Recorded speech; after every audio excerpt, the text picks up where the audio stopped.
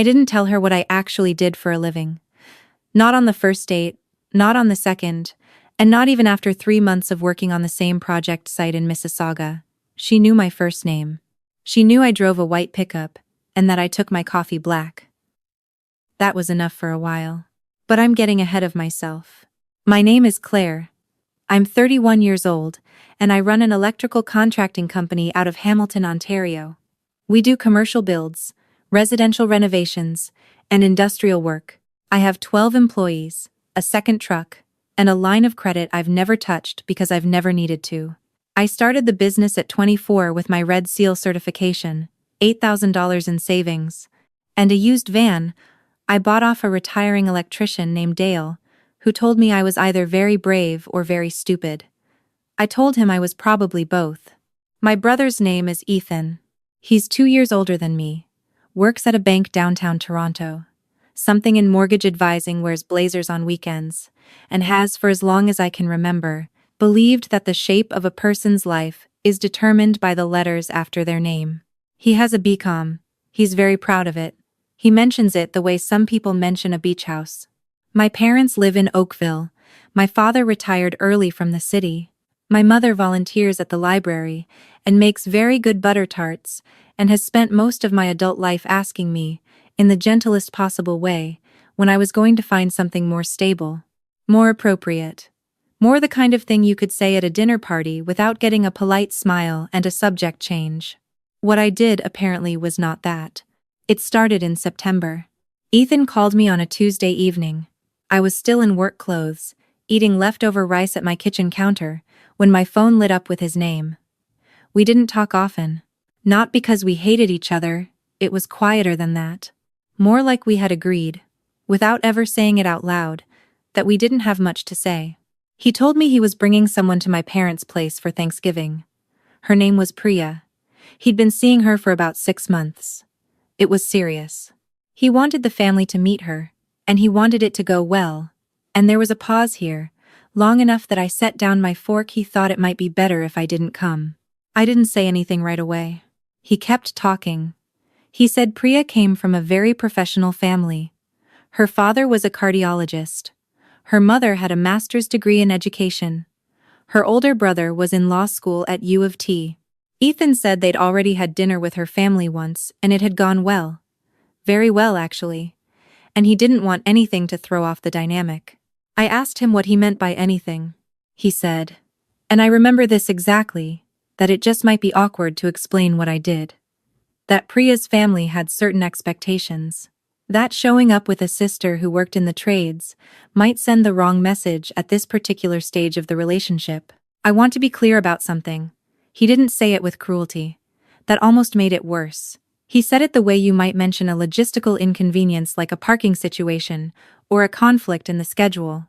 Just a small adjustment. Surely I understood. I said I understood. We hung up. I sat at my kitchen counter for a long time after that. The rice went cold. The light outside went gray, then dark. I thought about the conversation I'd had with my mother 3 years earlier when I made my first 100,000 in a single calendar year, and she said, genuinely, that she was glad I was doing okay, but had I considered whether I might want to go back to school someday. I thought about the Christmas my father asked Ethan about his portfolio and asked me if the union was treating me well, even though I'd told him twice I wasn't in a union, that I owned the company, that there was no union, there was just me.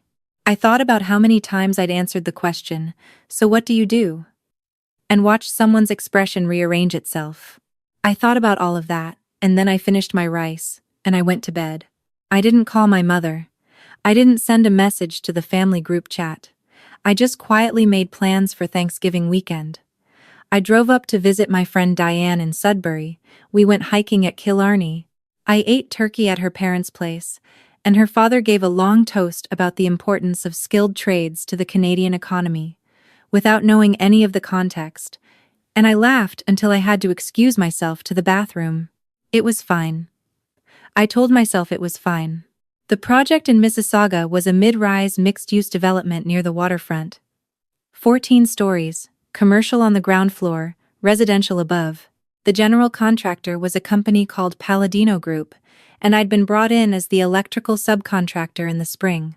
It was the biggest contract I'd landed up to that point, just over $400,000 in labor and materials, and I had 4 of my crew on site 5 days a week. I was on site at least twice a week myself, usually more. I liked being present. I liked knowing what was happening and catching problems before they became expensive.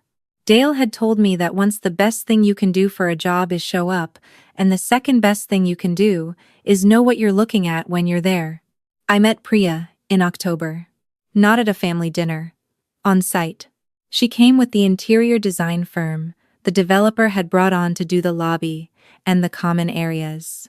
I was walking the second floor when she came in with the lead designer and the project manager from Palladino, and we were introduced in the way people get introduced on construction sites: a name, a company, a handshake, and then everyone goes back to looking at the ceiling. Her name was Priya Anand. She was warm, sharp, asked good questions about lighting placement and conduit runs that told me she'd actually read the drawings. We talked for maybe 20 minutes. She gave me her card at the end. I gave her mine. I didn't connect it right away. Priya isn't an uncommon name. And Ethan had never mentioned what firm she worked with. It wasn't until 2 weeks later, when she emailed me about clearance specs for the pendant fixtures in the lobby, that I saw her company email signature and thought, I called Diane that night. She said, and I'm quoting, "Oh, that is going to be something." I didn't say anything to Priya. It wasn't my place. We had a professional relationship, and it was a good one. She was easy to work with. Decisive, didn't second-guess things once a decision was made.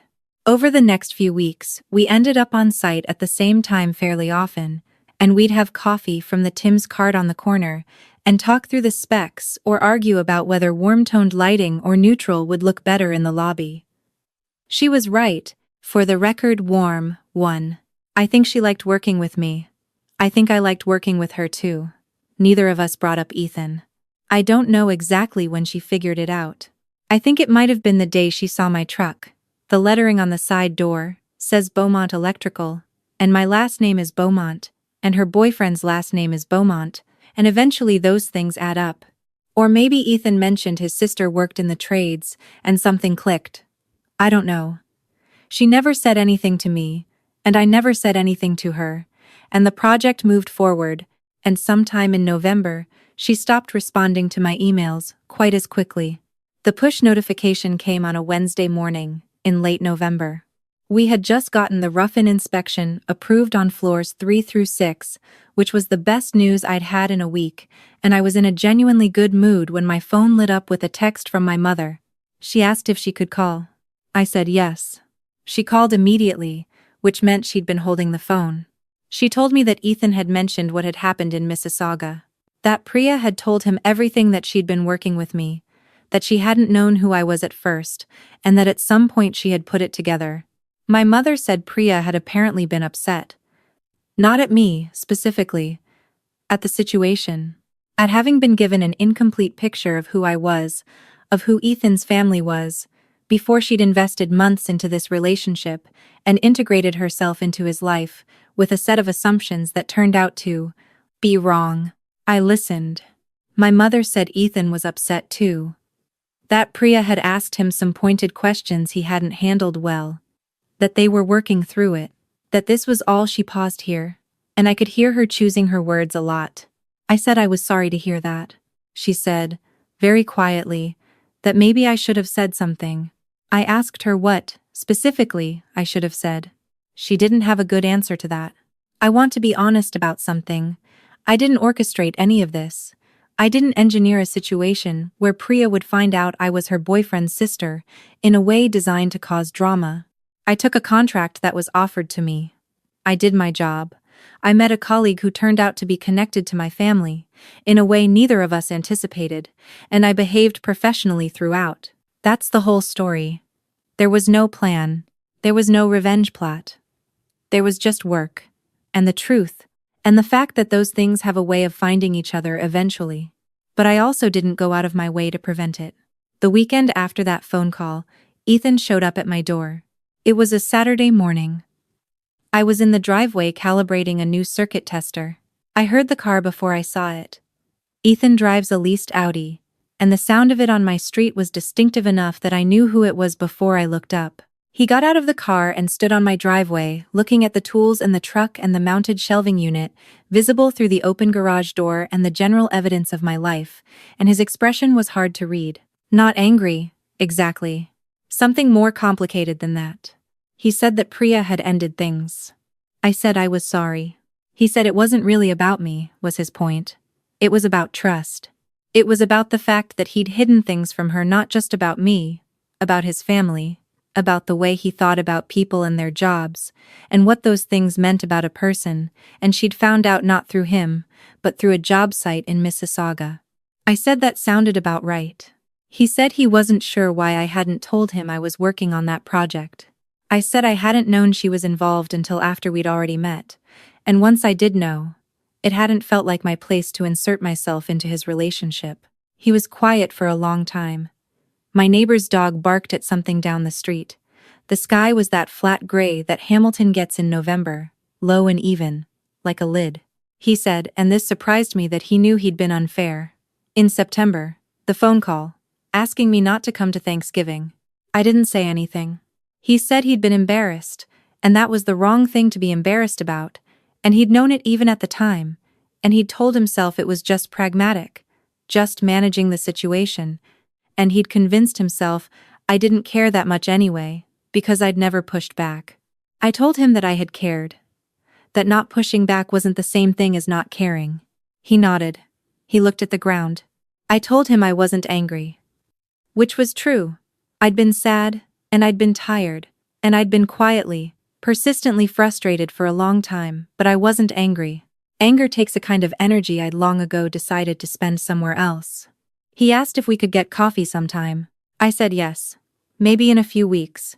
Give it some time. He drove away, and I went back to the circuit tester. A few days later, my mother called again. This time, she didn't lead with the situation. She asked how the project was going. I told her we'd passed the rough-in on the upper floors, and were moving into the trim-out phase. She asked what that meant, and I explained it, and she listened, really listened, or at least it seemed like she did, and asked a follow-up question about how the permits worked. At the end of the call, she said she'd like to come see the building sometime, if that was allowed. I said I'd check with the GC, and probably arrange something in the spring when the interior was closer to finished. She said she'd like that. That was something. Not everything, but something. The lobby lighting got approved in early December. Warm-toned pendants. Exactly what Priya had specified before she stepped off the project. The Finnish electrician said it looked like something out of a hotel on King Street, and meant it as a compliment. I stood in that lobby on a gray Thursday afternoon, and looked up at the light coming through the fixtures, warm and even across the polished concrete floor, and I thought about Dale telling me I was either very brave or very stupid. I'd built something. I'd built it from scratch with my hands and my license, and $8,000, and 7 years of early mornings. And it was good work, and it was standing. And that was true whether or not my family understood it, or said it at dinner parties, or thought to ask about it on Sunday phone calls. I used to want them to see it. I still do, some days, but I've learned to do the work whether they're watching or not. That's the part no one tells you. The revenge, if you want to call it that, isn't a moment. It's not a phone call or a confrontation, or the look on someone's face when they realize what they missed. It's quieter than that, and longer. It's 10 years from now, when the company is solid, and the reputation is built, and the work speaks for itself, and you realize at some point that you stopped needing anyone to confirm it. I'm not there yet, but I'm closer than I was. I finished my coffee. I started the truck. I had a site meeting in 40 minutes and 3 more floors to bring online before the new year. I went to work.